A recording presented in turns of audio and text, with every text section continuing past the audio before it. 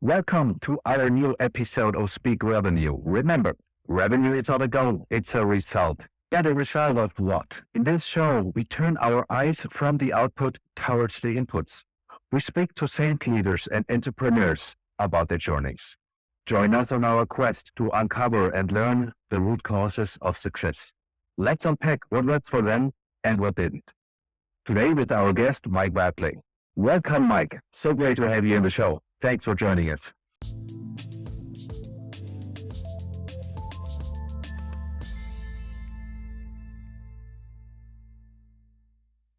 Thank you, Thomas. Thanks for having me. Thanks. Please tell us, who are you? What do you do? What makes you so successful? Right. So I'm Mike Barclay, and I have a consultancy business called Calcium Limited. And what I predominantly do is work with Series C overseas software companies, SaaS business, who want to launch in the UK and in Europe in general. If you think about it, by the time you get to Series C, you've proven you've got a product, right? You've got customers, you have revenue, and the investors will generally say, for you to go to the next stage, you need to show that you've got headroom to grow, which normally means a new market. So I understand the ecosystem here, who the partners are. I have a lot of friends and lots of contacts in different technologies. So I can help them to understand how to make that happen. Because sometimes a business might say, hey, we've got this 10 million. Let's put 10 people in London as the main office, 5 in Paris, 4 in Germany. We've got 8 new AEs. Give them a target of $1 million each. There's going to be 4 million ARR from nothing. And work often doesn't. Great way to spend a lot of money. So sometimes they might go through partners, or they might engage a specialist like myself who helps them to understand, does the product fit, who's the competition, where can they sell it, and how can they go faster? That's what I do. It sounds really complex. Maybe just to give out the big picture, what is the goal for the rest of this year and maybe also next year? Interestingly, this year, I have focused more on smaller coaching contracts rather than large ones. Okay. And more fractional stuff, because I've also wanted to develop other sides. So I'm now a trustee for a charity that's for mental health. And I do lots of work in the DE and I space as well. And some work with education, trying to inspire young people to choose SaaS technology as a career. So more fractional. All right. So it's a lot of pretty big variety of consulting you do, right? Talking about companies that want to expand in Europe, primarily focusing on maybe the US market so far, what are the main challenges? I rather know the other way around, maybe going from Europe to the US. Right, gotcha. If you take US, for example, and I worked with 3 or 4 US companies in this capacity, at varying degrees, they might see that Europe just one big market. You've got 28 countries, we've got 52 states, right? Yeah. And the first pushback is, but you've got one country, you've got one language, one currency, one culture, essentially. So there's a little bit of localization, which to do with helping to understand that, for example, a US case study will be all about numbers. A European case study is all about stories. So there's some of that. There's a lot to do with how do our marketers think and buy differently. US is much more volume driven. Yeah. Mm-hmm. The UK is much more targeted. So helping them to understand that. And then there's the elements of just because you sold to, say, Nestle in London, doesn't mean that Nestle Germany is going to buy. So help them with under those sorts of things. So the structural pieces, but then also culturally, how do you set up the team? What sort of person is likely to be successful for you? What is the time to revenue? All those things, how you contract, European law, GDPR, all these things all come into this, because without a good understanding of some of these nuances, even though they might be successful initially, eventually they're going to start hitting some roadblocks. Yeah, sure. It really depends on culture, on product, on go-to-market approach. What would the first step be? Is there a general advice, like go for maybe one specific country at first?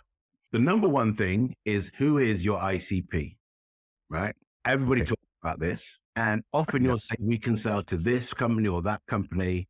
And I'll push back and I'll say, when you made this, you didn't just make this and think, I wonder if people like it.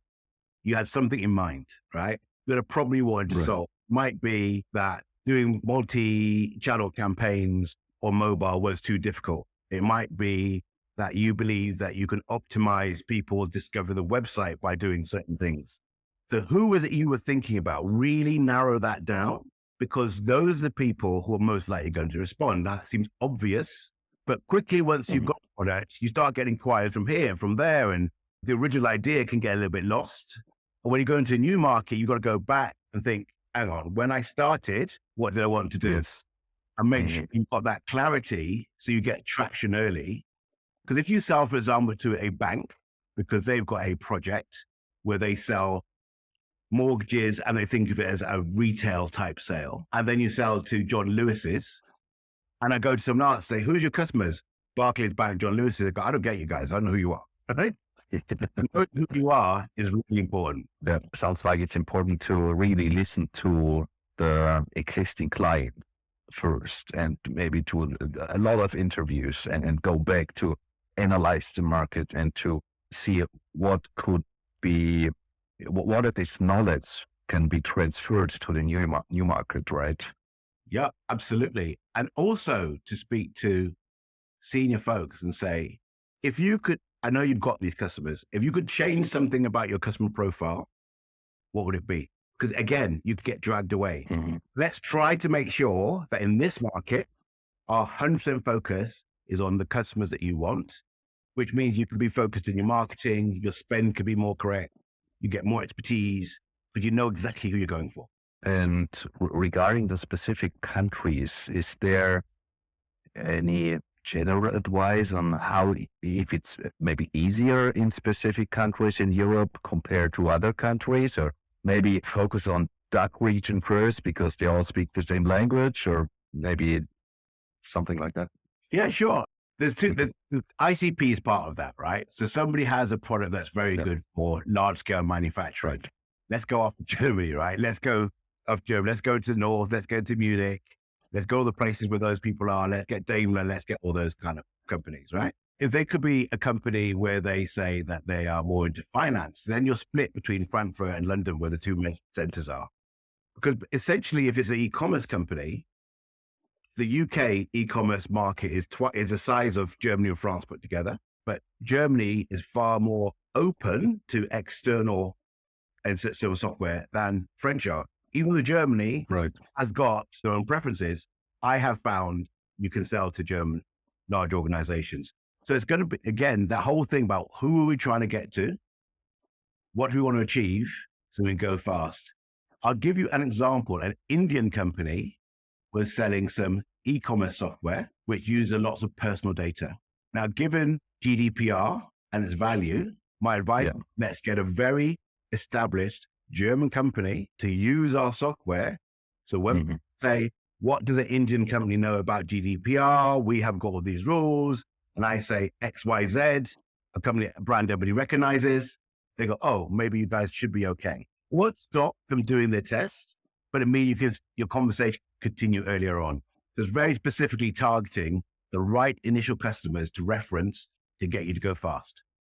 Yeah, legal rules imply or must be an important part of this decision as well. Yeah, as the sales process is a bit more complex and longer than just selling, also including, of course, marketing, but sales and upsell, customer success, and it looks like those projects imply severe investments. So a lot of money to be spent. How do you go there? Maybe strategically, would you use the customer success team at the headquarters in the US, or maybe create the whole subsidiary first in any European country? No, I agree. It's easy to spend a lot of money, and it takes a while until your customer success people have enough work in the market. So a typical customer success person has, for example, a portfolio of 20 accounts. You don't start with 20, right? So you need to find ways of leveraging the existing team to do a lot of the customer success work. And perhaps we have one person who is the face And a lot of the work is done in the background by people who are in the head office. And as you grow, you can add to that. But the place to start really is the marketing effort and then the demand generation effort. Without those two things, everything, it just goes hand to mouth, too slow, right?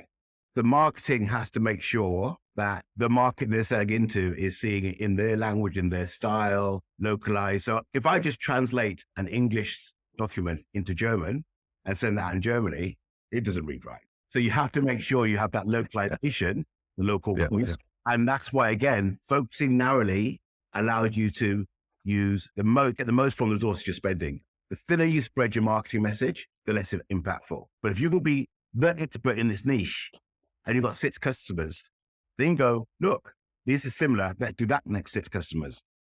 And therefore, you've always got references and learnings and the language that helps you to sell to the person you're talking to. And in addition to creating those structures to be able to scale in new markets, it also implies a lot of leadership work and team development efforts. What are the main challenges in those areas when it comes to expanding to new countries and to internationalization? So you've asked a great question, and that is one of the reasons I've been able to be successful. Because before working with SaaS, I did work in corporate. And by working in corporate, I was sent off to Ashridge to learn leadership skills. I was sent to Chargings and Marketing to learn how marketing for senior leaders in sales. I went to did a Prince 2 project management course.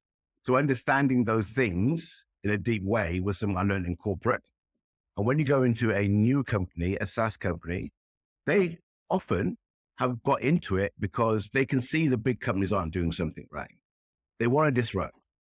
So 9 times out of 10, they've never worked in a big company and never done these structures, right? So somebody like me, who's great, really happy working with them, but can help them with that structured stuff, help them take their founder sellers and get them to understand a bit more about leadership and how to coach and how to do these things. That really accelerates their ability to move forward. So the breadth of skills is one of the reasons why I'm successful, because again, it stands to reason if 5 of you go to MIT or the Institute of Technology and you've got this great idea and you've been working it for 7 years and now you're 30, where would you have learned leadership skills? What would you have done marketing? You would have done it, right? So bring somebody in with those skill sets can really help structure those markets better. Yeah. You need some practical expertise. Talking about the structure, is there any framework you prefer, or is it a combination of different frameworks for leadership? That's the combination, right? If you think about it, leading people have been happening since day one, right? Whether you go back to Alexander the Great, or you go back to cavemen, at some point somebody said, look, we're going to go and live in this cave, not that cave, right? Yeah, leadership has always been with us, right? So there are lots of different theories and the different practices, but I believe that you want to have a good understanding of all of them. And the central piece is that leaders should remember they are serving the people they lead, not the other way around. In your head, you shouldn't go too far wrong. So people say, what's your advice to new leader? One piece. And I say, always take more of the blame and less of the praise. They say, why do you say that? Because your team, if they know they're going to get praise and recognition, will work hard for you, right? Equally speaking, we're going to share the blame, you're going to learn, and we won't take silly risks, but we will take risks. So it puts you in with the team rather than separate from the team. Yeah, it really enforces collaboration, I think. Yeah, I think that's really important advice, actually. Not only talking about leadership, maybe going a step a level lower or on the tool chain. Is there anything you would like to recommend for, especially companies that want to expand and internationalize and want to achieve the next level of growth? Maybe some general recommendations for sales teams or specific tools? Yeah, there are a lot of tools out there. So there's things like the listening tools for calls. And Yes. I often say to salespeople that when you practice your selling, the best place to practice is not on a customer. So go and practice, right? Go and record yourself. Go and listen to that. But when you are talking to a customer, listening back, and sales people can be a little bit embarrassed. Oh, I think I sound strange. If you think you sound strange, what does the customer think? So listening tools, I think, are really important, right? The great thing is that now you can use those to improve your style, but you can also use many of them to, use AI to find out keywords, syntax, your sentiment. You can use them to also then populate your CRM, so your data is all captured. So those kind of things to ensure that the quality of your go-to-market approach is captured, refined, robust would be absolute recommendation. But then investing in your people in general is a recommendation. People will say, I don't have time or money to spend on training. And I say, if you don't spend it on training, your people go to someone who does have time or money to spend on training. Yes. Investing in the people is absolute priority, particularly in the new market, to create the culture that you want. Talking about coaching and training, I know usually there is some performance increase after any kind of coachings for a team, or maybe also individual coaching, but it fades out at some point of time. How do you make sure that doesn't happen, or do you make sure you really realize it's happening at the right time? I get you. First thing is that your analysis of what you're coaching on needs to be spot on, and there are tools to help you with that. Well, the tools you can use are online. You can hire somebody in. You can use someone, whoever it is that you use. The second thing is you need to make sure whatever you're training is consolidating. So, for example, if a new person joins me as an SDR and I'm going to talk to them about his call, or her calls, following day, I want them to go and do some calls, even if they're still on RAM, because it just got in here and goes out with it. They try it for real, suddenly it will make sense. So your consolidation is really important. So if you've got a new product, your training for the product must be right by the launch. So they go off the training on Friday, on Monday they're trying to sell. So really hold that and make sure then your performance management always checks back to make sure the thing you trained is happening. One thing I've often said is if you have a new process and you're policing it, make sure people do it 6 months later, your process is wrong. It doesn't make sense to them. That's why they're not doing it. Consolidation is really quick, and then you learn whether you've done the right thing. So it should also be a really continuous thing. Oh, yeah, always. What's the next thing? And the next thing. And a great way to retain your staff is to make it public, the path. So you join training. 6 months, if you're doing well, you start getting junior AE training. A year after that, you got senior AE training. They can see, oh, that's my path to success. I want to follow that path. They don't need to go and ask another company what it would do. They can see what you would do for them. Yeah, right. And I think this is something team members really expect at that company stage, talking about Series C companies, right? You say that. Most companies aren't great at training, and most companies are not great at development plans. If they were, we will not see the turnover that we see. Yes. Right? We wouldn't have people saying, oh, there's a big, I don't know about Germany, but in England, there's a skill shortage. There's not enough skilled people. Who have you trained? We get trained people from elsewhere. If no one's training. Okay. Well, I just mean team members are expecting better structures, coaching structures, training structures, team development structures at bigger companies. But I've also seen in many cases that's just not the case. They might say it, but they get busy and they don't do it. They might want to do it. And then if this quarter revenue is not good, we can't take 2 weeks out to train the team because we didn't sell enough. We need them on selling. But if they're not allowing the people to develop the skills to make sure next quarter is good. So it's one of the things. It's hard, but it's the most important investment that you can make. Continue this path and selling less and less, it costs you more money probably. And you say, oh, what we'll do then, we'll go and get some real senior people from the next company because they know what they're doing. We'll pay them a shed load of money and that will sort the problem out. Yeah, yeah. I know you've been in the business for a long time, and there's so much experience you can potentially share, so much expertise, and you are really successful in this. Nevertheless, could you share something that didn't work for you in the past? Something that just did not work out. Sure. So I won't name the companies. That won't be fair. Okay. I was working for an organization that was all into user generated content area. And there was another organization that specialized in it more than we did. And we were both going for a big contract with Nestle. Did that and tell you the company because you were working from there. And we won the contract. Why did they win it? So I went to join them. They came to speak to me. I went to join them. They said, we want to do enterprise. We see you guys being successful. And getting on board, all of the conversation was correct. But when you dug into it, the background systems didn't support enterprise. So whether it was how the data was managed, how you did the reporting, your customer success people, all of those things. So you're going out to speak to enterprise customers who go, yeah, we know you, Mike, we're hearing what you say, but very quickly they'd unpack it and go, this doesn't work for us. Yeah. So this whole idea that everybody wants to sell bigger contracts to bigger companies, you get it. Low the cost of sales, less people to service, but sometimes you've got to stay in your lane.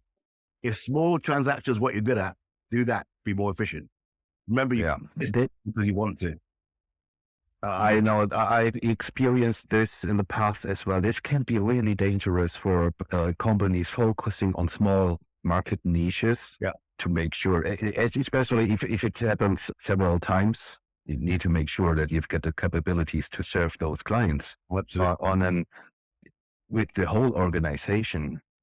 So how and when did you realize it's not working? Unfortunately, 4 or 5 months after I joined them. Okay. So I wasn't there a huge amount of time. But yeah, it was where on the surface, it looked like it worked and they did have some big clients. In reality, a lot of it was manual, but wasn't scalable. So even though you bought a big on, you had to get more staff. Therefore, the profit margin dropped. So it just wasn't able to really build that up. Okay. Good lesson. Good lesson. Well, what was the solution? I left. Okay. I want to reorganize the whole business. No. Okay. They're out for themselves. Yeah. That's what I assumed, actually. Okay. Maybe as you've got so much experience, maybe 1 or 2 lessons learned you would like to share with the audience, something you think is really important in general. With regard to leadership, the leadership, what I've mentioned already about the praise and the the praise. That's an important thing. Yeah. The single biggest thing when I go into new organization, so they might have tried enterprise before. And the question would be, okay, so you tried enterprise. Yeah, we got these 3 people in, they were really expensive, 6-figure salaries, they'd be doing big numbers. 9 months down the line, we haven't got anything, so we decided to move out. So it takes you 3 months to start doing the marketing for the enterprise, and it takes 6 months to start getting towards a contract. So if you've got to go enterprise, you're going to have to wait for a year to know whether it's working. So they call it too soon. And you say, why do you think it didn't work? And when you dig into it, quite often, the barrier to success is in the company themselves. So my job is to work out what is it gets in people's way. Because most people, when you interview them, tell you they want to be great. Yeah. And they might have come somewhere where they've been great. So why 6 months later do you have so many average people? And it's either you're making a mistake with your recruitment, but more importantly, there are things that you are doing that stop gets in people's way. So this process doesn't work, or it's impossible to get this thing through illegal, or the leads I get that say they're qualified aren't qualified.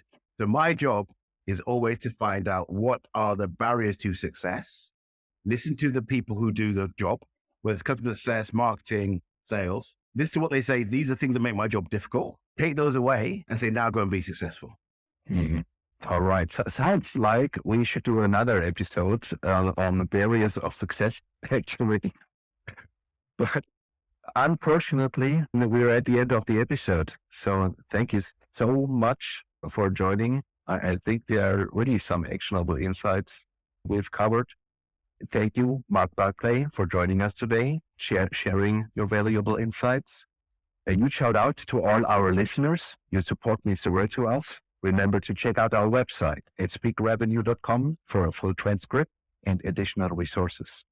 If you enjoyed the show, please leave us a review on Apple Podcasts or wherever you go for your listening needs. It really helps get the word out. Also, follow us on LinkedIn and Insta or on YouTube.